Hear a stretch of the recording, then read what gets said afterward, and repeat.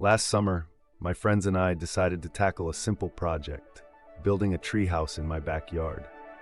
My dad had recently pruned our old oak tree, leaving just enough sturdy branches for what we envisioned as a modest hideout. Armed with a few hammers, some spare wood, and a questionable YouTube tutorial, we set out on a sunny Saturday morning with nothing but high hopes and a cooler full of lemonade. Our only real goal was to have a decent place to hang out and enjoy the lazy afternoons. Little did we know, our ambition was about to take on a life of its own. As the day progressed, it became clear that we had severely underestimated both the size of the tree and our collective ability to follow directions.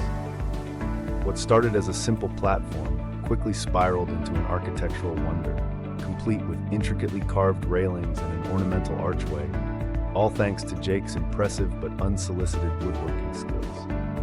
By the time the sun set, our humble treehouse had transformed into something that looked suspiciously like a miniature palace.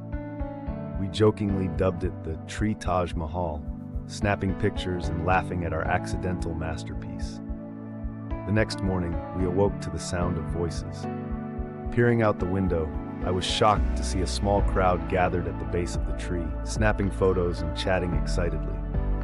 Word had apparently spread through the neighborhood, and people were now lining up for impromptu guided tours. My mom, ever the opportunist, had already set up a makeshift ticket booth and started charging a modest fee, which she assured us would go towards future renovations. Meanwhile, my dad stood proudly by, claiming he'd been the mastermind behind the entire design. As the week went on, our little treehouse became a local sensation, attracting visitors from all over town. We even got a call from the local news station, wanting to do a segment on our architectural achievement.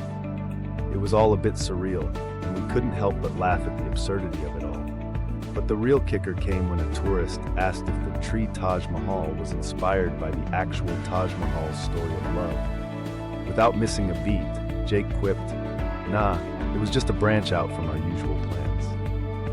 And with that, we all knew this was one project we'd never forget.